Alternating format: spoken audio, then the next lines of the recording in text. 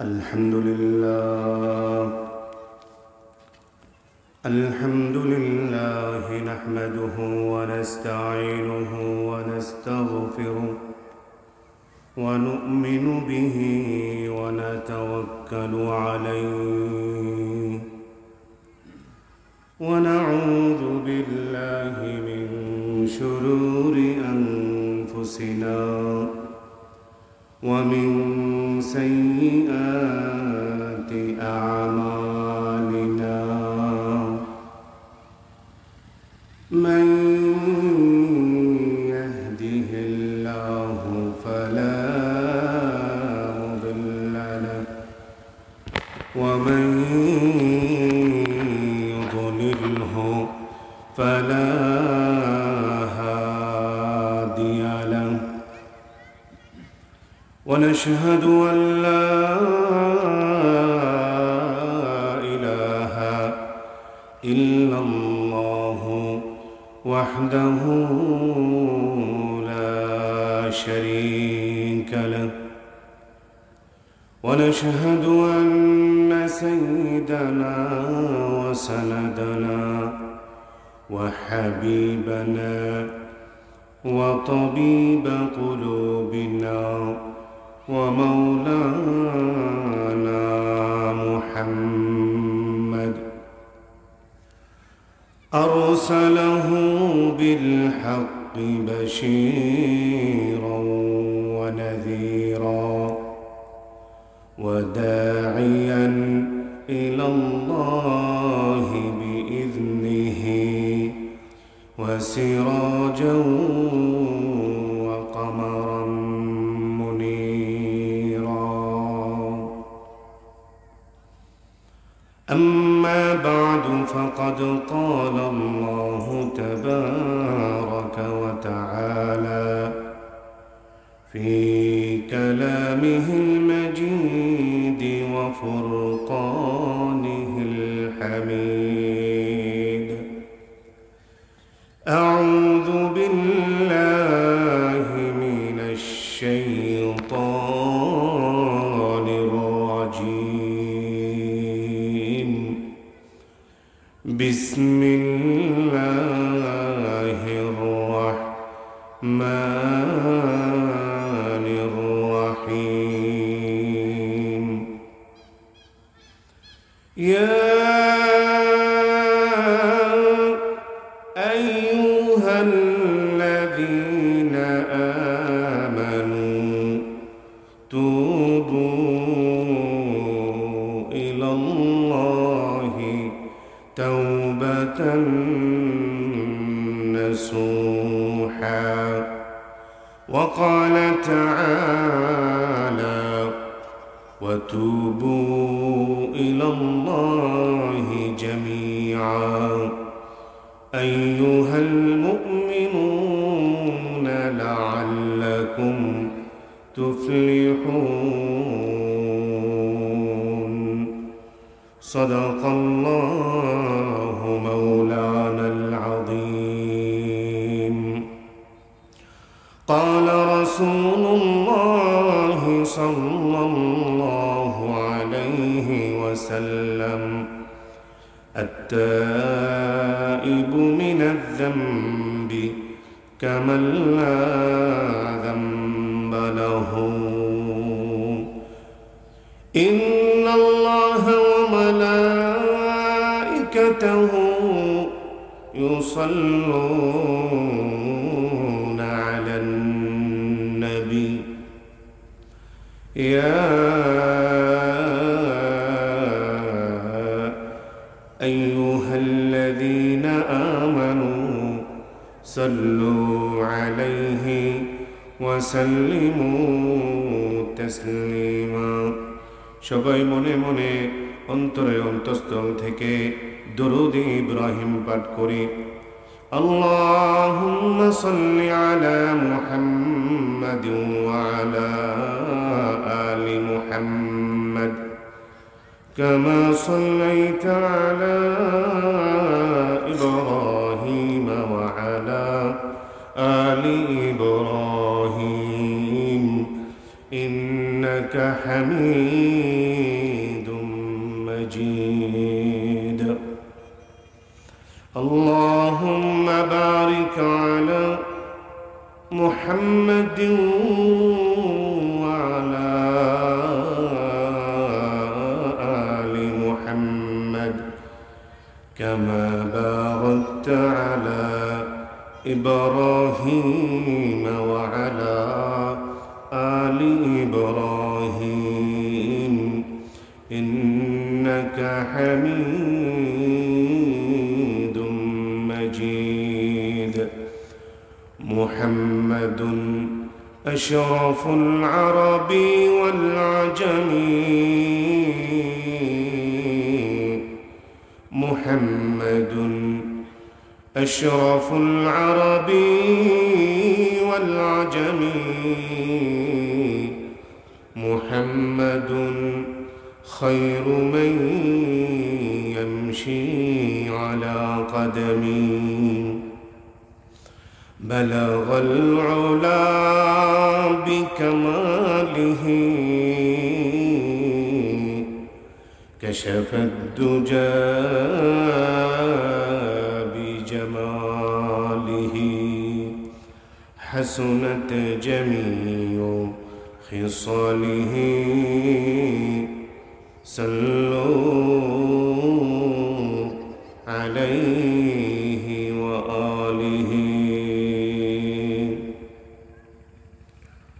আলহামদুলিল্লাহ সকল প্রশংসা মহান রব্বুল আলামিনের জন্য, যে মহান রব্বুল আলামিন অত্যন্ত দয়া করে মায়া করে মেহেরবানি করে আজ 1 ডিসেম্বর 2024 রোজ রবিবার ঐতিহ্যবাহী দারুল উলুম তেলিপাড়া অষ্টগ্রাম হাফিজিয়া মাদ্রাসা ও এতিমখানা উদ্যোগে এই বিশাল ঈদগাহ ময়দানের ইসলামী মহাসম্মেলনের আজকের এই প্রথম অধিবেশনে, এই মাহফিলে, দ্বীনের এই বাগানে, কোরআনের এই বাগানে আপনাকে আমাকে আসার বসার, কিছু কথা বলা ও শোনার মতো তৌফিক দান করেছেন, আমাদেরকে নির্বাচন করেছেন।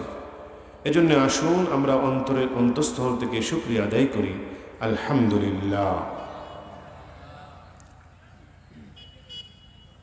দারুল উলুম তেলিপাড়া অষ্টগ্রাম হাফিজিয়া মাদ্রাসা ও এতিমখানা উদ্যোগে দ্বিতীয় বার্ষিক ইসলামী মহাসম্মেলনের সম্মানিত সভাপতি জনাব মোহাম্মদ ফজলুর রহমান সাহেব, আমেরিকা প্রবাসী, প্রধান অতিথি জনাব মোহাম্মদ জাকির হোসেন সাহেব, উপসচিব গণপ্রজাতন্ত্রী বাংলাদেশ সরকার, বিশেষ অতিথি, বিশেষ আলোচক, প্রধান আলোচক সহ বিশেষ মেহমানবৃন্দ এবং আজকের এই মাহফিলকে সাফল্য মণ্ডিত করে তোলবার জন্য কাছে কিংবা দূর দূরান্ত থেকে আগত ইসলাম দরদি তৌহিদি জনতা, পর্দার অন্তরালে আমার মা ও বোনেরা, আপনাদের সকলের প্রতি রইল আমার আন্তরিক সালাম।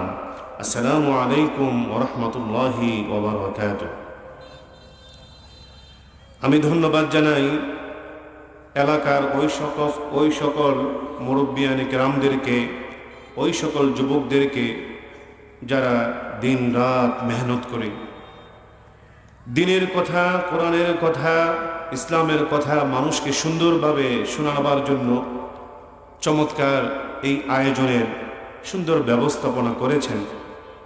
বিশেষ করে আমার মুহতারাম শ্বশুর আব্বা হাজী নওয়াব হোসেন সাহেব সহ ওনার সহযোদ্ধারা, যুবক বৃদ্ধ যারা দিন রাত মেহনত করে, রাতকে দিন করে, দিনকে রাত করে যারা এই মেহনত করে যাচ্ছেন, তেলিপাড়ার এই কবরস্থানের পাশে এমন সুন্দর বাগান সাজাবার জন্য যারা দিন রাত মেহনত করে যাচ্ছেন, আমি আল্লাহর দরবারে আপনাদের জন্য মন ভরে দোয়া করি, আল্লাহ তাআলা যেন আপনাদের এই মেহনতগুলোকে কবুল করে নেন, পরকালে যেন নাজাতের জরিয়া হিসাবে কবুল করে নেন। আমরা সবাই বলি আমিন।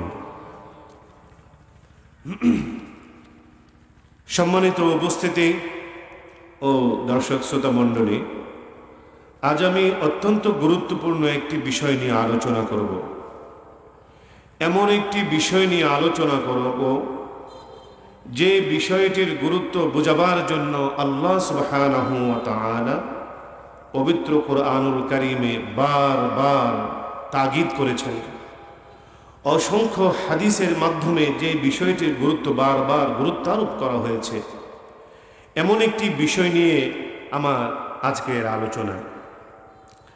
যেই বিষয়টির মাধ্যমে মানুষের সফলতা অর্জন হতে পারে, যেই বিষয়টি হলো গুনাহ থেকে মুক্তি পাওয়ার জন্য অন্যতম একটি মাধ্যম, সফলতার সোপান যাকে বলা যেতে পারে, এমন একটি গুরুত্বপূর্ণ বিষয় নিয়ে কোরআন ও হাদিসের দলিলের আলোকে আমি কিছু কথা আপনাদের সামনে পেশ করতে চাই।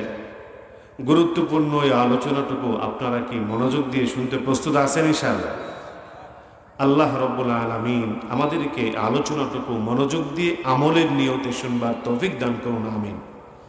আমি বিশ্বাস করি কেউ যদি এই আলোচনাটুকু মনোযোগ দিয়ে আমলের নিয়তে শুনে এবং পরবর্তীতে এর উপর যদি আমল করে, তাহলে সে যত বড় গুনাহগারী হোক না কেন তার জীবন পরিবর্তন হয়ে যেতে পারে।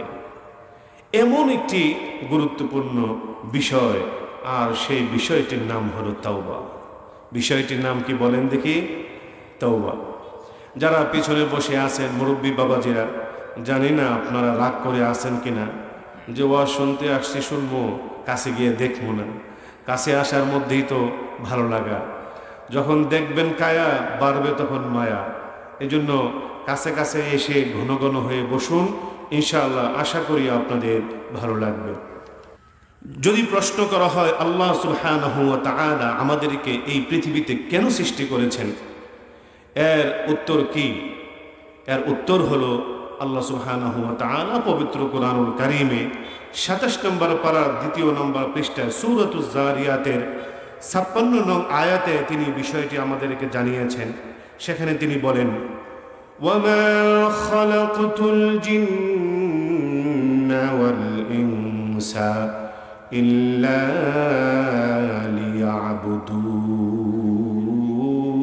লিয়াবুদুন। আল্লাহ তাআলা বলেন, আমি দুনিয়াতে মানুষ এবং জিনকে সৃষ্টি করেছি কেবলমাত্র আমার ইবাদতের জন্য। আল্লাহ রাব্বুল আলামিন যেহেতু মানুষকে সৃষ্টি করেছেন কেবলমাত্র তার ইবাদতের জন্য, সুতরাং মানুষের জীবনের একমাত্র ডিউটি হলো সদা সর্বদা আল্লাহর ইবাদতে মগ্ন থাকা। ঠিক কিনা বলেন? আল্লাহ তাআলা বলেন, ওমা খালাকতু, আমি মানুষকে সৃষ্টি করতামই না, করেছি লিয়াবুদুন, তারা যেন কেবলমাত্র আমার ইবাদত করে। তাহলে আমরা বুঝতে পারলাম মানুষ সৃষ্টির মূল উদ্দেশ্যই হলো আল্লাহর ইবাদত করা। আল্লাহ রাব্বুল আলামিন মানুষকে তার ইবাদতের জন্য সৃষ্টি করলেও মানুষ কিন্তু শয়তানের ধোঁকায় পড়ে বিভিন্ন সময়ে বিভিন্ন রকমের গুনাহের মধ্যে লিপ্ত হয়ে যায়। ঠিক কিনা বলেন? মানুষের ডিউটি ছিল আল্লাহর ইবাদত করা, শয়তান তার ডিউটি পালন করে মানুষদেরকে আল্লাহর ইবাদত থেকে বিপদগামী করার চেষ্টা করে। মানুষেরা যখন শয়তানের ধোঁকায় পড়ে যায় তখন সেও বিভিন্ন রকমের গুনাহে লিপ্ত হয়ে যায়। আল্লাহ রাব্বুল আলামিন বলেন, ইন্নাশ শাইতানা লাকুম আদুউন ফাত্তাখিযুহু আদুওয়া। আল্লাহ রাব্বুল আলামিন বলেন, ও আমার বান্দারা শোনো, সূরাতুল ফাতিরের ৬ নম্বর আয়াতে আল্লাহ তাআলা বলেন, তোমাদের জন্য উচিত হবে তোমরা যেন অবশ্যই তোমার শত্রুকে তুমি চিনতে পারো। এটা তোমার জন্য খুবই গুরুত্বপূর্ণ বিষয়। তুমি যে তোমার শত্রুকে চিনতে পারবা, এটা তোমার জন্য গুরুত্বপূর্ণ বিষয়। চিনে রাখো তোমার আসল শত্রুকে। তোমার ১ নম্বরের শত্রু হলো শয়তান। ফাত্তাখিযুহু আদুওয়া, তোমার উচিত হবে তুমি তাকে শত্রু মনে করা। তুমি যদি তাকে শত্রু মনে করতে পারো তবেই তো তুমি তার ধোঁকা থেকে কি করতে পারবা? বেঁচে থাকতে পারবা। শত্রুকে যদি না চেনেন তাহলে শত্রুতামি থেকে আপনি বাঁচতে পারবেন না। আর শয়তান তো আল্লাহ তাআলার কাছে ওয়াদা করেই এসেছিল, আমি মানুষকে ছলে বলে কলে কৌশলে আমি তাকে পথভ্রষ্ট করব। এজন্য আল্লাহ তাআলা আমাদেরকে সেই বিষয়টাও জানিয়ে দিয়েছেন যে শয়তান তোমাদেরকে কি পদ্ধতিতে ধোঁকা দিবে সেটা শুনে রাখো। সূরাতুল আরাফে আল্লাহ তাআলা সেই বিষয়টি আমাদেরকে জানিয়েছেন। সূরাতুল আরাফের 17 নম্বর আয়াতে সেখানে তিনি বলেন, সুম্মা লাআতিয়ান্নাহুম মিন বাইনি আইদিহিম ওয়া মিন খালফিহিম ওয়া আন আইমানিহিম ওয়া আন শামাইলিহিম। শয়তান সে যে তোমাদেরকে কিভাবে ধোঁকা দিবে জানো? সামনের দিক থেকে দিবে, পিছনের দিক থেকে দিবে, ডান দিক থেকে দিবে, বাম দিক থেকে দিবে, চতুর্দিক থেকে সে তোমাদেরকে ধোঁকা দিবে। সুতরাং এই ধোঁকা থেকে বাঁচতে পারবে না, তবে বাঁচতে পারবে ইল্লা ইবাদাকা মিনহুমুল মুখলাসিন, যারা আল্লাহর খাস বান্দা কেবল তারাই ধোঁকা থেকে বাঁচতে পারবে, নতুবা শয়তানের ধোঁকা থেকে বাঁচা বড় কঠিন বিষয়। এই শয়তানের ধোঁকায় পড়ে মানুষ যখন গুনাহ করে এর ক্ষতিটা কি?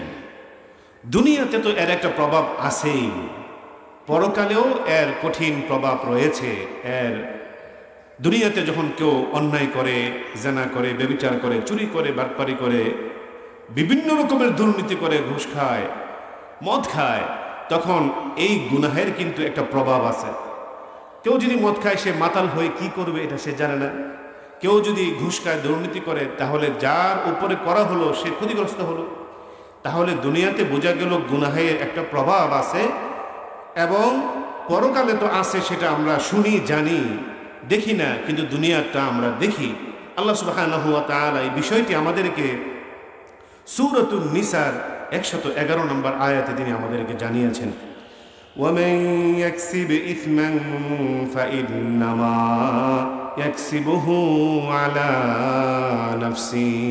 ও আমার বান্দারা শোনো, শয়তান যখন তোমাদেরকে ধোঁকা দেয়, তোমরা যখন কোনো গুনাহ করে ফেলো, এর কারণে তোমরা তোমাদের নিজেদের নফসের উপরেই এর একটা কুপ্রভাব তোমরা প্রেরণ করেছ। গুনাহের কারণে তোমাদের নফসের উপর কুপ্রভাব পড়তে থাকে, এটা আল্লাহ তাআলা সূরাতুন নিসার 111 নম্বর আয়াতে বলেছেন। বলতে পারেন অন্তরের মধ্যে গুনাহের কুপ্রভাব কিভাবে পড়ে? সুন্দর একটা উদাহরণ দিলে বিষয়টা বুঝে আসবে। ইবনে মাজাহ শরীফের 4234 নং হাদিস, সেখানে নবীজি সাল্লাল্লাহু আলাইহি ওয়াসাল্লাম বলেন, ইন্নাল মুমিনা ইযা আযনাবা কানাত নুকতাতুন সাওদাউ ফি কলবিহি। মানুষ যখন কোনো গুনাহ করে, গুনাহ করার সাথে সাথে তার অন্তরের মধ্যে একটা কালো দাগ পড়ে যায়। আবার যখন গুনাহ করে আবারও একটা কালো দাগ পড়ে যায়। এইভাবে বারে বারে গুনাহ করতে করতে অন্তরের মধ্যে কালো দাগ পড়তে পড়তে এক সময় অন্তরটা কালো হয়ে যায়। তখন সেই অন্তর দিয়ে ভালো কাজ করার কোনো ইচ্ছা জাগে না, ইবাদত বন্দেগী করার ইচ্ছাও মনে জাগে না। জোর করে নামাজে দাঁড়ালেও নামাজে খুশু আসে না, নামাজে মন বসে না, কেননা অন্তর তো তার কালো হয়ে গেছে। ঠিক কিনা বলেন? অন্তর কালো হলে যে ইবাদত বন্দেগীতে মন বসে না, এর একটা সুন্দর উদাহরণ আমি এখন আপনাদেরকে দিব। একটু জিকির করেন, লা ইলাহা ইল্লাল্লাহ। বাবাজিরা যারা পিছনে আছেন একটু সামনে আসবার চেষ্টা করেন, একটু জিকির করেন, লা ইলাহা ইল্লাল্লাহ, লা ইলাহা ইল্লাল্লাহ মুহাম্মাদুর রাসূলুল্লাহ সাল্লাল্লাহু আলাইহি ওয়াসাল্লাম। বলছিলাম মানুষ যখন শয়তানের ধোঁকায় পড়ে গুনাহ করে, এই গুনাহে তার অন্তরের মধ্যে প্রভাব পড়ে। সেই প্রভাবের কারণে তার ইবাদত বন্দেগীর মধ্যে কি ধরনের বিঘ্নতা ঘটে, কেন ঘটে, বিষয়টি এবার আমি আপনাদেরকে একটা উদাহরণ দিয়ে বোঝানোর চেষ্টা করব। মনে করুন কারো সুন্দর একটি জামা পোশাক, সাদা ধবধবে সুন্দর একটি জামা আপনি বানিয়েছেন, এই জামার মধ্যে মনে করেন যদি ওই ভিজে থাকবার কারণে অথবা কোথাও এমনি ফেলে দিয়ে রেখেছিলেন, এর মধ্যে এসে মনে করেন ইঁদুরে অথবা তেলাপোকায় পেশাব পায়খানা করে দিয়ে কালো করে ফেলেছে, অথবা ধুইলেন ভালো করে পরিষ্কার করলেন না, ফেলে দিয়ে রাখলেন, চিতা পড়ে যাবে না, কি বলে তিলা পড়ে চিতা পড়ে যাই বলে, পুরোটা জামা আপনার কালো এরকমভাবে চিতা পড়ে যাবে। এবার আপনার সামনে বড় একটি বিয়ের অনুষ্ঠান, ভালো একটি বিশেষ অনুষ্ঠান, আপনি কি এই জামাটা পরে ওই বড় অনুষ্ঠানে আপনি যাবেন? যাবেন না। কয়েকদিন আগেই তো মাত্র বানিয়েছিলেন, কেন যাবেন না? জামাটা নষ্ট হয়ে গেছে, এর মধ্যে তিলা পড়ে গেছে, দেখতে বিশ্রী লাগে, দুর্গন্ধ বের হচ্ছে, এই কারণে আপনি মনে করছেন এই জামাটা পরে ভালো পরিবেশে ভালো জায়গায় যাওয়া আমার জন্য কি না উচিত না। আপনি তখন কি করবেন? এটাকে দ্রুত ধোয়ার ব্যবস্থা করবেন, সাবান দিয়ে খোঁচুনি দিবেন, পাউডার লাগিয়ে রেখে দিবেন, খোঁচুনি দিয়ে চেষ্টা করবেন এটাকে ঠিক করবার জন্য। ঠিক হলে হতেও পারে, নাও হতে পারে। বাবাজিরা, দুনিয়ায় কাপড়ের মধ্যে ময়লা লেগে গেলে সেই কাপড়ে সাবান লাগিয়ে খোঁচুনি দিলে কাপড় পরিষ্কার হয়ে যায়। পাউডার দিয়ে শক্ত খোঁচুনি দিয়ে কাপড়, ময়লা কাপড় পরিষ্কার করা যায়, কিন্তু যে অন্তরের মধ্যে কালো দাগ পড়ে যাওয়ার কারণে অন্তরটা নষ্ট হয়ে গেল, সেই অন্তরের কালিমা কিভাবে দূর করবে? সেখানে কি সাবান লাগানোর ব্যবস্থা আছে? নাই। পাউডার দিয়ে ভিজিয়ে রাখবার মতো তো কোনো ব্যবস্থা নাই। তাহলে ময়লা কাপড় পরে যদি ভালো পরিবেশে যাওয়া যদি আপনার কাছে অনুচিত মনে হয়, তাহলে ময়লা দিলটা নিয়ে মসজিদে আসলেও এটা দিয়ে যে নামাজ কবুল হয় না, এটা কি বুঝতে পারেন না? নামাজের মধ্যে যে খুশু খুজু আসে না, এটা কি আমরা বুঝতে পারি না? কেন খুশু খুজু সৃষ্টি হয় না? আমার ভিতরে ময়লা নিয়ে আমি যতই চেষ্টা করি সেজদা দেওয়ার জন্য, রুকু করবার জন্য, না, নামাজের সেই মজা আসবে না। এই জন্যই তো বলা হয়েছে যে আল্লাযীনা হুম ফি সালাতিহিম খাশিউন, ওই সকল নামাজিরা সফল। ওই বলা হয়েছে, ওইয়ের পরে একটা বিবরণ থাকে, ওই সকল নামাজিরা সফল যারা তাদের নামাজে খুশু খুজুর সাথে পড়তে পারে নামাজটাকে। সাধারণ নামাজি তার নামাজের মাধ্যমে সফল কাম হতে পারে না। যদি পারত তাহলে আল্লাযীনা হুম বলে ওই সকল নামাজির কথা বলতো না, বলতো নামাজ পড়লেই সফল কাম হওয়া যায়। বলা হয়েছে ওই সকল নামাজি সফল কাম যারা তাদের নামাজ পড়ার সময় অন্তরের মধ্যে খুশু খুজু পায়, এর স্বাদ পায়। আর ওই স্বাদ আমাদের আসে না কেন? ওই কেনটা আজকে আমরা বুঝতে পারছি যে এই অন্তরে গুনাহের কারণে এই স্বাদ আমাদের আসে না। তাহলে বলতে পারেন আমরা আমাদের অন্তরকে কিভাবে পরিষ্কার করব? অন্তর পরিষ্কারের জন্য কয়েকটা পদ্ধতি আছে। বেশি বেশি করে আল্লাহর জিকির করা, সদা সর্বদা আল্লাহর জিকিরের হালতে থাকা, জিকিরের মাধ্যমে অন্তরের ময়লা দূর হতে থাকে। আর 2 নম্বরের বিশেষ পদ্ধতি হলো তাওবার মাধ্যমে অন্তরের এই দাগ একেবারে দ্রুত সময়ের মধ্যে এটাকে কি করা যায়? দূর করা যায়। তওবার মাধ্যমে অন্তরের এই কালো দাগ দ্রুত সময়ের মধ্যে দূর করার পর জিকিরের মধ্যে হরদম লেগে থাকার কারণে এই জিনিসটা আর নষ্ট হতে পারে না। এই জন্য তওবাটা হলো খুবই গুরুত্বপূর্ণ বিষয়। তো এই তওবাটা আসলে কি, কারণ কতটুকু গুরুত্বপূর্ণ, কেন, এই বিষয়টি আমরা জানতে চেষ্টা করব ইনশাআল্লাহ। আল্লাহ রাব্বুল আলামিন সূরাতুল ফুরকানের ৭০ নম্বর আয়াতে বলেন, ইল্লা মান তাবা ওয়া আমানা ওয়া আমিলা আমালান সালিহা ফাউলাইকা ইউবাদদিলুল্লাহু সাইয়্যাতিহিম হাসানাত। ও আমার বান্দারা, তওবার আলোচনা শোনার পরে তোমার মনে হলো তোমার অন্তরের ভিতরে ময়লা জমে গেছে, এই ময়লা দূর করা দরকার বলে যদি তুমি মনে করে থাকো, আর নীরবে নিবৃত্তিতে যদি আমি আল্লাহকে ডাক দিয়ে জিন্দেগীর সমস্ত গুনাহের জন্য যদি তওবা করো রে বান্দা, তাহলে আমি আল্লাহ তোমার জীবনের সমস্ত গুনাহগুলো যেমন ক্ষমা করে দিব, শুধু তাই নয়, তোমার জীবনের গুনাহের যেই জায়গাগুলো মনের মধ্যে দখল করে রেখেছে সেগুলোকেও আমি পরিবর্তন করে দিব নেকি দ্বারা। বলেন না সুবহানাল্লাহ। কতটা মায়া, কতটা দয়া হলে আল্লাহ তাআলা এত সুন্দর করে বলতে পারেন যে শুধু আমাকে ডাকতে তোমার দেরি, ডাকা শুরু করো, মনে মনে কল্পনা করো আমি তো গুনাহগার, আমার চেয়ে বড় গুনাহগার আর কে আছে।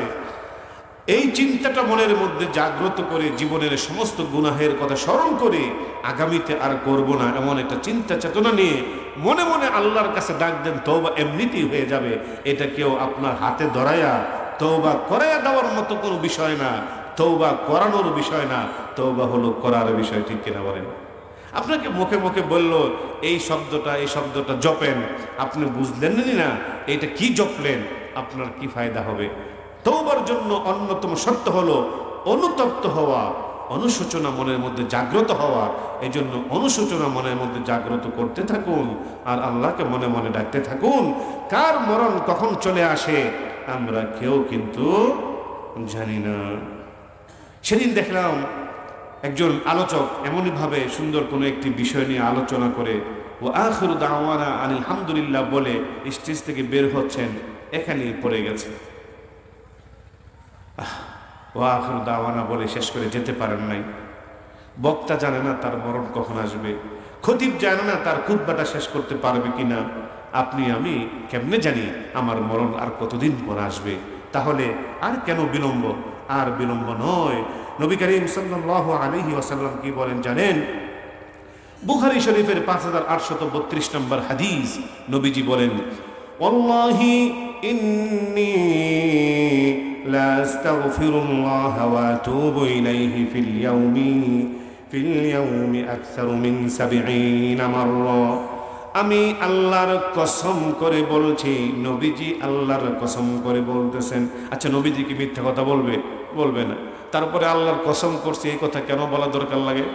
এটার গুরুত্ব বাড়ানোর জন্য। ঠিক কিনা বলেন?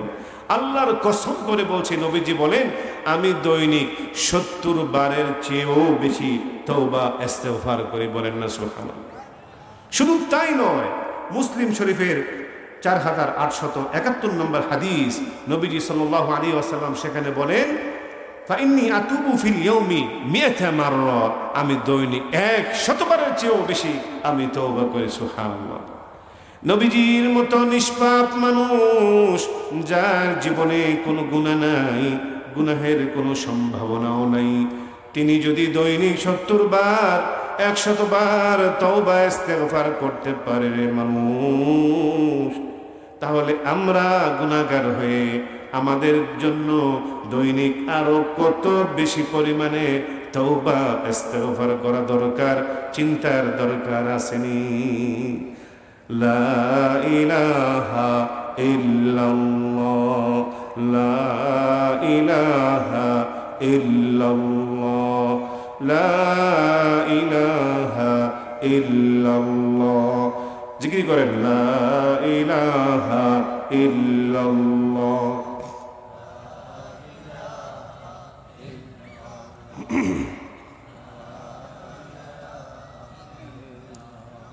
লা ইলাহা ইল্লাল্লাহ মুহাম্মাদুর রাসূলুল্লাহ সাল্লাল্লাহু আলাইহি ওয়াসাল্লাম।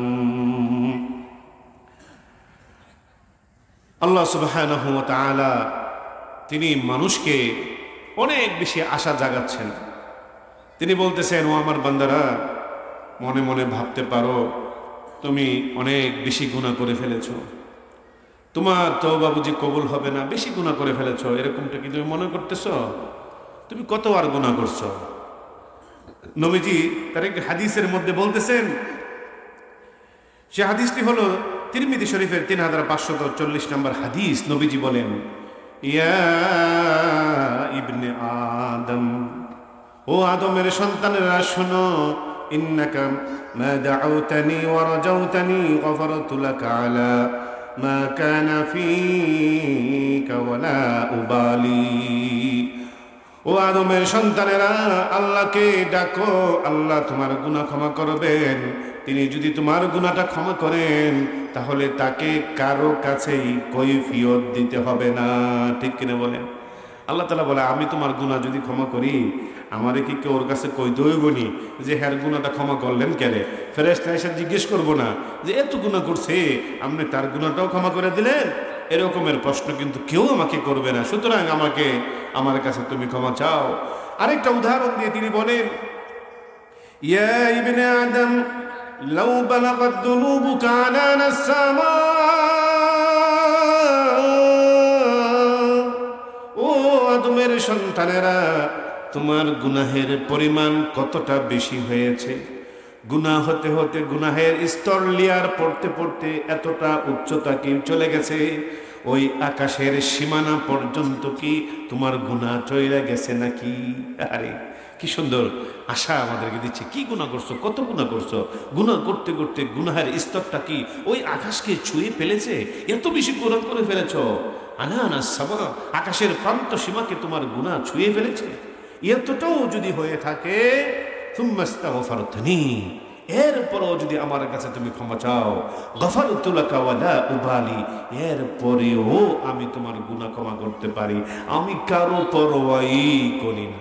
বলেন না সুবহানাল্লাহ। আল্লাহ সুবহানাহু ওয়া তাআলা পবিত্র কুরআনুল কারীমে সূরাতুজ জুমারের 53 নং আয়াতে বলেন, ইয়া ইবাদিয়াল্লাযীনা আসরাফু আলা আনফুসিহিম লা তাকনাতু মির রাহমাতিল্লাহ। এমনটা কখনোই মনে করো না গুনাহ আমি বেশি করে ফেলেছি, আমার ক্ষমা হবে না। আমার আশা থেকে তুমি নৈরাশ হয়ো না। ইন্নাল্লাহা ইয়াগফিরুয যুনুবা জামিআ, আমার কাছে ক্ষমা চাইলে, ক্ষমার মতো ক্ষমা যদি চাও, আমি চাইলে তোমার জীবনের সমস্ত যুনুবা জামিআ, সমস্ত গুনাহ আমি তোমার ক্ষমা করে দিতে পারি। সুতরাং লা তাকনাতু মির রাহমাতিল্লাহ, আল্লাহর রহমতের আশা থেকে নৈরাশ হওয়া যাবে না। এজন্য বাবাজিরা মনটাকে নরম করতে থাকেন, মনটাকে নরম করতে থাকেন। এই বিশাল আয়োজন তখনই সার্থক হবে যদি কোনো একটি আলোচনা কোনো একজন শ্রোতার মনকেও স্পর্শ করে যায়, ছুঁয়ে যায়। একজন মানুষও যদি এই সংকল্প পরিকল্পনা করে নিজের জীবনটাকে আজ পরিবর্তন করতে হবে, এমন চিন্তা যদি একজন মানুষেরও হয়ে যায়, আর মনে মনে যদি আল্লাহকে ডাক দিয়ে যায়, এখান থেকে উঠার আগে যদি তার গুনাহটা ক্ষমা হয়ে যায়, এটাই হবে এই যে এত বড় আয়োজন যারা করেছেন, লক্ষ লক্ষ টাকা খরচ করে, এই পুরাটা তখনই সার্থক হবে। আর শুধু আয়োজন করলাম, আসলাম, গেলাম, বসলাম, কিছুই পরিবর্তন হলো না, বেকারকে বেকার। এজন্য ভাই মনটাকে নরম করে আমলের নিয়তে আসুন আমরা বাকি আলোচনাগুলো শুনবার চেষ্টা করি। সম্মানিত উপস্থিতি, আল্লাহ সুবহানাহু ওয়া তাআলা পবিত্র কুরআনুল কারীমে অপর আয়াতে তিনি আমাদেরকে ডেকে বলেন, আলাম ইয়ানি লিল্লাযীনা আমানু আন তাখশা কুলুবুহুম লিযিকরিল্লাহ।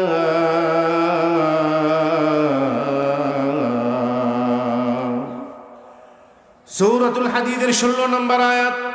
আল্লাহ তাআলা বলেন, আমার নবীজি তোমাদেরকে এত এত উদাহরণ দিয়ে এই বিষয়টি বুঝালেন, ওলামায়ে কেরাম তারাও তোমাদেরকে বুঝালেন কোরআন হাদিসের আলোচনা দিয়ে। তারপরেও কি তোমাদের ওই সময়টা আসে নাই যে এখন তওবা করতে হবে, জীবনের সমস্ত গুনাহের জন্য আল্লাহর কাছে তওবা ইস্তেগফার করতে হবে? আমার সময় হয়তোবা শেষ হয়ে গেছে, এই চিন্তা কি তোমাদের মনে এখনো আসে নাই? এখনো কি তোমার মনে সেই ডর ভয় এখনো কি জাগে নাই? আল্লাহ তাআলা নিজে এইভাবে প্রশ্ন করেছেন।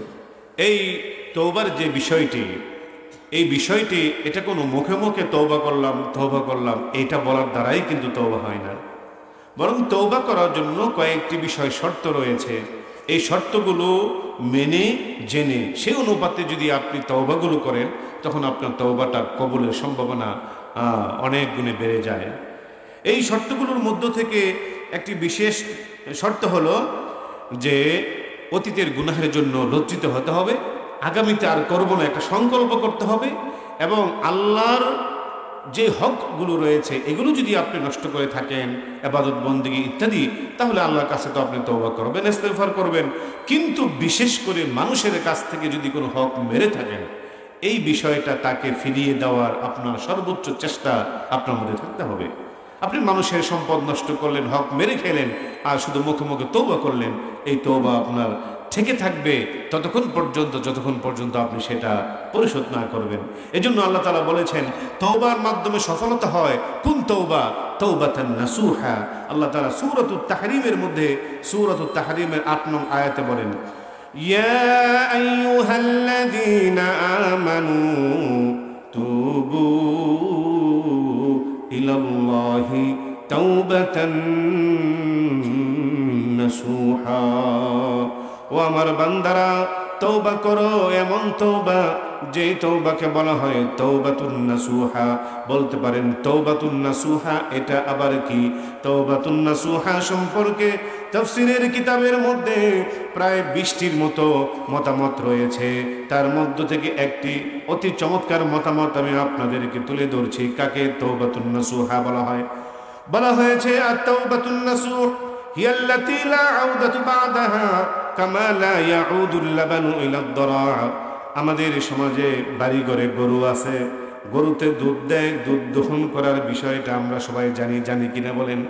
আচ্ছা বলেন তো দেখি, দুধ দহন করার পরে মনে করেন কোনো কারণে আপনি বিক্রি করতে পারলেন না, বর্ষাকাল বাজারে যেতে পারলেন না, বিক্রি করতে পারলেন না, ঘরের ভিতরে ফ্রিজ নাই, রাখার মতো উপায় নাই, নষ্ট হয়ে যাবে, এই মনে করে যদি আপনি ওই গরুর দুধগুলো গরুর ওলানের কাছে পুনরায় নিয়ে যান আর চেষ্টা করতে থাকেন, দুধগুলোরে বিক্রি করতে পারলাম না, ফ্রিজও নাই, কাউকে দেওয়ার মতো নাই, গরুর ওলানের ভিতরে পুনরায় আবারও দিয়ে রাখি, এটা কি সম্ভব নাকি? গরুর ওলান থেকে দুধ দহন করার পরে সেটাকে যেমন পুনরায় ফিরিয়ে দেওয়া যায় না, তাফসীরের কিতাবে বলা হয়েছে তাওবাতুন নাসুহা হলো এমন তাওবা যে তাওবা করার পরে বান্দা ওই গুনাহে আর কখনোই লিপ্ত হয় না, এটাকেই বলা হয় তাওবাতুন নাসুহা। বলেন না সুবহানাল্লাহ। কি সুন্দর উদাহরণ, চমৎকার ব্যাপার। এজন্য বাবাজিরা আসুন আমরা তওবা করার জন্য চেষ্টা করি ইনশাআল্লাহ। এই তওবা যদি কোনো ব্যক্তি করে আল্লাহ সুবহানাহু ওয়া তাআলা কেমন বেশি খুশি হন। একটি হাদিসের মধ্যে এর উদাহরণ দেওয়া হয়েছে। মুসলিম শরীফের 4930 নম্বর হাদিস, নবীজি বলেন আল্লাহু আশাদ্দু ফারহান বিতাওবাতি আবদিহি হিনা ইয়াতুবু ইলাইহি মিন আহাদিকুম কানা আলা রাহিলাতিহি বিআরদিন ফুলাত। মনে করেন এক ব্যক্তি মরুভূমিতে তার সরো সামান নিয়ে, খাবার দাবার, পানি ইত্যাদি নিয়ে সে অন্য কোনো এলাকার দিকে সফর শুরু করেছে, সাথে তার ঘোড়া ছিল অথবা উট ছিল। মরুভূমির একটা জায়গায় যাওয়ার পর সে ক্লান্ত হয়ে যায়, গাছের ছায়ার নিচে সে বিশ্রাম নিতে থাকে। ঘুম চলে আসে, ঘুম থেকে জেগে দেখে তার ওই উট এখন আর এখানে নাই। চতুর্দিকে খোঁজাখুঁজি করে, নাই তো নাই, কোথাও নাই। মরুভূমিতে উট ছাড়া মানুষ সফর করতে পারে না। লোকটি মনে মনে সংকল্প করে আর ভেবে নেয়, আমার এই উটকে যদি ফিরে না পাই তাহলে তো আমার এখান থেকে যাওয়ার কোনো উপায় নাই, আর উপায় না থাকলে আমার মৃত্যু ছাড়া আর কোনো উপায় নাই। এমন একটা দুশ্চিন্তার মধ্যে সে পড়ে যায়। অতঃপর কিছুক্ষণ পর ক্লান্তি শেষে, হতাশা শেষে এক সময় দেখে, চোখ খুলে দেখে তার ওট তার এখানে এসে ফিরে এসেছে। সে তার ওটের লাগামে ধরে খুশির ঠেলায় সে আল্লাহ তাআলাকে বলে, আল্লাহ তুমি আমার বান্দা, আমি তোমার রব, তুমি আমার এইটা ফিরাইয়া দিছো। মানে কি, খুশির ঠেলায় সে এইটা বলে ফেলেছে, খুশিতে ভুল করেছে। কোনো ব্যক্তি যদি আল্লাহকে বলে আল্লাহ তুমি আমার বান্দা, আমি তোমার রব, সে তো মুশরিক, সে শিরিক করলো। কিন্তু নবীজি খুশি হয়েছে, ওই বেটা খুশি হইয়া এই কথা বলে ফেলেছে, এটা কোনো ভুল না। আল্লাহ তাআলা বলে বান্দা শুধু তার এই ভ্রমণের যান ফিরে পেয়ে, যানবাহন ফিরে পেয়ে এতটা খুশি হয়ে গেছে, আমি আল্লাহর কাছে আমার কোনো হারিয়ে যাওয়া বান্দা সে যখন তওবার মাধ্যমে ফিরে আসে তখন আমি এর চেয়ে আরো বেশি খুশি হই। বলেন না সুবহানাল্লাহ। এরপরেও কি বাবাজিরা আমাদের তওবার সময় আসছে না? কিন্তু আমাদের মনের মধ্যে তওবার ইচ্ছাটা জাগে না। কেন জাগে না জানেন? আমাদের মনটা শক্ত হয়ে গেছে, কঠিন হয়ে গেছে, পাথরের মতো হয়ে গেছে গুনাহ করতে করতে। এজন্য আমাদের ওই তওবার ইচ্ছাটা আমাদের মনের মধ্যে জাগেই না। এজন্য বলা হয় আমরা যদি তওবার ইচ্ছাটা মনের মধ্যে না জাগে তাহলে একটা পদ্ধতি আছে, একটা প্ল্যান আছে, একটা চিন্তা আছে, বিশেষ চিন্তা, যে পদ্ধতি অবলম্বন করলে, যে প্ল্যান করলে আপনার হয়তোবা তওবার ইচ্ছাটা এখনই জাগতে পারে। আপনারা কি আমার সাথে সেই চিন্তাটা কিছু সময়ের জন্য করতে পারবেন ইনশাআল্লাহ? যদি তা করতে চান তাহলে বলবো বাবাজিরা মনটাকে নরম করেন, মনটাকে নরম করে দুটি চোখ জমিনের দিকে দিয়ে দেন, মাথাটাকে নিচু করে দুটি চোখ বন্ধ করে দেন। দুটি চোখ বন্ধ করে এবার আপনারা ভাবেন, যার যার খাঁটি তওবা করার ইচ্ছা আছে দুটি চোখ বন্ধ করে দেন কিছু সময়ের জন্য। দুটি চোখ বন্ধ করে এবার আপনি ভাবেন, একটু আগে আমার পাশে যে বসা ছিল তাকে তো আমি দেখতে পেয়েছিলাম, স্টেজে অতিথিরা বসা তাদেরকেও দেখতাম, কে আলোচনা করে কিভাবে করে সেটাও তো আমি দেখেছি, কিন্তু এখন তো আমি আর দেখতে পাই না। দুটি চোখ বন্ধ করার সাথে সাথে আমার পাশে কে বসা তাকেও তো আমি দেখি না, স্টেজের বক্তাকেও আমি আর দেখি না। এবার চিন্তা করেন, আমি যদি এখন ইচ্ছা করি দুটি চোখ খুলে দিতে পারি, দুটি চোখ খুলে দিলে আবারও আমি আমার পাশের ব্যক্তিকে দেখতে পাবো, স্টেজের বক্তাকে দেখতে পাবো। কেননা এখনো আমার ভিতরে চোখ দুটি খুলে দেওয়ার মতো শক্তি যেহেতু আছে। ও মন রে, মনটাকে প্রশ্ন করেন, যদি এমন একদিন এসে যায় যেই সময় আপনার চোখ দুটি বন্ধ হয়ে গেল, আর খোলার মতো শক্তি আপনি পাইতেছেন না, চেষ্টা করেও দেখতেছেন আপনার চোখ দুটি আর খুলতে পারতেছেন না, এমন যদি হয়ে যায় বাবাজিরা, সেদিন আপনি চাইলেও আর দুনিয়ার রং তামাশা, দুনিয়ার কোনো কিছুই আপনি দেখতে পারবেন না। সেদিনটা তো হবে হবে। ওমা তাদরি নাফসুম বিআই আরদিন তামুত, ওমা তাদরি নাফসুম বিআই আরদিন তামুত। কবে সেই সময়টা এসে যায় তোমার আমার সেটা জানা নাই, কিন্তু যে হবে সেটা তুমি মনে মনে কল্পনা করে এবার ভাবো। যদি আজকে হঠাৎ করে ধরে নাও, ও মন তুমি ধরে নাও আমার অন্তরটা, রূহটা বের হয়ে গেল, কিছুক্ষণ পর লোকজনেরা, পরিবারের লোকেরা জানবে আমি খাটের মধ্যে পড়ে আছি, আমাকে খাটিয়ার মধ্যে শোয়া রাখবে। লোকজনেরা কেউ যাবে মাইকিং করার জন্য, ঘোষণা দেওয়ার জন্য অমুক ব্যক্তি আর নাই, কেউ যাবে দোকানে কাফনের কাপড় কেনার জন্য, কেউ যাবে বড়ই পাতা দিয়ে পানি গরম করার জন্য, আর কেউ কেউ যাবে আমাদের চির ঠিকানা আসল বাড়ি কবরের ওই কবর খনন করার জন্য। নানা জনে নানা কাজ শুরু করে দিয়েছে, আমার চোখ তো আর খুলতে পারি না, আমি এখন আর তওবা করতে পারি না। আমার গোসল দেওয়া হয়ে গেল, জানাজার জন্য বাড়ি থেকে খাটিয়াটা যখন নিয়ে যাওয়া হয় তখন দেখবেন বাড়ির মানুষেরা, আপনজনেরা অনেক কান্নাকাটি করে। সন্তান মাকে ডেকে বলে, মা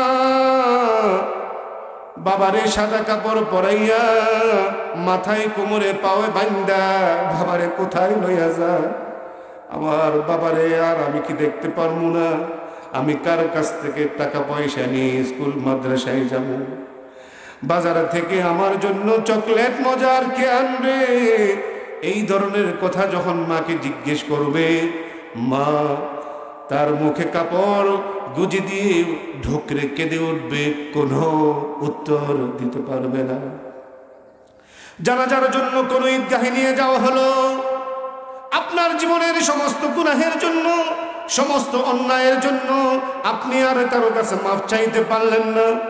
আপনার সন্তান অথবা ভাই আপনজন কেউ দাঁড়াইয়া বলল, এই লোকটাই যদি কোনো ভুল ত্রুটি করে থাকে মাফ চাই তার জন্য।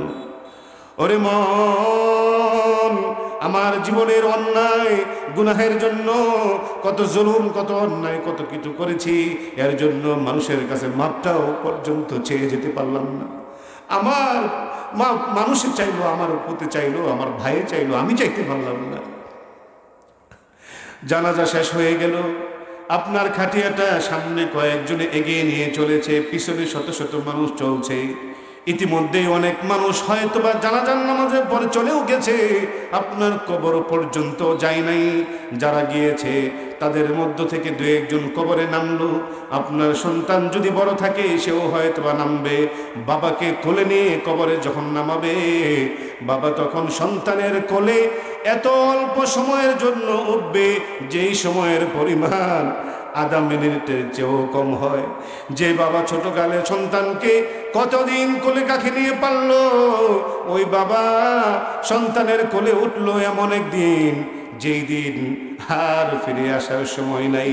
কবরে নামাইয়া বাবার মুখটা দেখার জন্য সন্তানের ভীষণ ইচ্ছা করে, মাথার বাঁধনটা খুলে দিয়ে বাবার দিকে শেষ নজর দিয়ে তাকায় আর বলে, বাবারে এতদিন কোলে কাছে নিয়ে বড় করলা পাল্লা, আজকে শেষবারের মতো তুমি চলে যাচ্ছ, জনমের মতো বিদায় তোমারে দিলাম। সন্তানটা উঠে যাবে, মানুষ আস্তে আস্তে কবর থেকে চলে যাবে। হাদিসের মধ্যে বলা হয়েছে মানুষেরা তো যায়, ওই লাশ মানুষের পায়ের জুতার আওয়াজটা পর্যন্ত শুনতে পায়। অনেক আক্ষেপ করে, তোমরা কেউ কি আমার পাশে একটু সময়ের জন্য থাকবে না? ওই দিনের বেলায় যখন কবর দেওয়া হয়ে গেল, উপরে বাঁশের ছাউনি দেওয়া হলো, শত শত মন মাটি দেওয়া হলো, দিনের বেলা মাটি দিলেও কবরের ভিতরে ঘুটঘুটে অন্ধকার, রাতের মতো ঘুটঘুটে অন্ধকার হয়ে গেল। আপনার কবর কিন্তু দিনের বেলাও অন্ধকার হয়ে গেল। রাতের বেলা সবাই যার যার ঘরে গিয়ে বাতি জ্বালিয়ে শুয়ে পড়বে। আপনার কবরে বাতি জ্বালানোর মতো আপনজন, ছেলে মেয়ে, ভাই বোন, পিতামাতা কেউ আসবে না। কত বাহাদুর, কত রাজা, কত শক্তিশালী মানুষেরা দুনিয়ায় যাদের দাপটে মাটি থরথর করে কাঁপত, আজকে আমতলায়, জামতলায়, বাসতলায় কবরস্থানে পড়ে আছে। তাদের কবরের উপরে সাপ বিচ্ছু বাসা বেঁধেছে। তাদের কবরের উপর থেকে ওই গরু ছাগলেরা ঘাস খেয়ে বেড়ায়। নিজের কবরের উপর থেকে, বাবার কবরের উপর থেকে গরু ছাগলকে ঘাস খাওয়া থেকে বিতাড়িত করবার মতো শক্তি, সাহস, ইচ্ছা, সুযোগ, সময় সুযোগ কারোরই নাই। কবরের ভিতরে যে আছে তার তো নাই। সেদিন ইচ্ছা করলো আর কিছু করার থাকবে না। ওই দিন কবরে বাতি, কারো কবরে বাতি জ্বলবে, কারো কবরে অন্ধকারই থাকবে। সেদিন কবরে নিজের সন্তানাদিকেও বাতি জ্বালাতে না পারলেও আল্লাহ তাআলা সেদিন আপনার কবরে বাতি জ্বালাতে পারেন যদি দুনিয়াতে আপনার আমার মুআমালা কোরআনের সাথে হয়, সূরা মুলুকের সাথে হয়, ইয়াসিনের সাথে হয়, ইসলামী জীবন যাপন হয়, কোরআনের সাথে হয়, এরকমভাবে যাকাতের সাথে হয়, ইসলামিক সকল বিষয়ের সাথে যদি আপনার আমার চলাফেরা মুআমালা হয়, তাহলে নামাজ আপনার ডানে থাকবে, এরকমভাবে কোরআন আপনার মাথার দিকে, বিভিন্ন আমলগুলো আপনার চতুর্দিকে অবস্থান নিয়ে আপনার আযাব, আগত আযাবকে তারা এখান থেকে বাঁচানোর জন্য চেষ্টা করবে। তো এই হলো আমাদের জীবনের মূল পাথেয়, যেটা আমরা যদি সংগ্রহ করে যেতে পারি তাহলে আপনার আমার কবর আলোকিত হবে। আর যদি সেটা করে যেতে না পারি, কবর এতটাই সংকীর্ণ হবে যে বুকের পাঁজরের হাড় একটার সাথে একটা লেগে যাবে। সুতরাং এই দিনটি আসবার আগে আসুন না বাবাজিরা, আমরা আল্লাহর কাছে খাঁটি মনে তওবার নিয়তে তওবা করি। আমরা সবাই প্রস্তুত আছি তো ইনশাআল্লাহ? শুধু মুখে মুখে তওবা নয়, অন্তর থেকে তওবা করার ইচ্ছা সংকল্প নিয়ে যদি আমরা তওবাটা করি, তাহলে আল্লাহ তাআলা আমাদের জীবনের সমস্ত গুনাহ খাতাগুলো ক্ষমা করে দিতে পারেন, দিবেন এরকমের অসংখ্য আয়াত ও হাদিসের আলোকে আজকে আমরা যতটুকুই আলোচনা শুনলাম, আল্লাহ তাআলা সর্বপ্রথম এর উপর আমাকে সহ আপনারা যারা শুনছেন, পরবর্তীতে শুনবেন, সবাইকে এর উপর আমল করার তৌফিক দান করুন। আমিন। ওয়া আখিরু দাওয়ানা আনিল হামদুলিল্লাহি রাব্বিল আলামিন। আসসালামু আলাইকুম ওয়া রাহমাতুল্লাহি ওয়া বারাকাতুহু।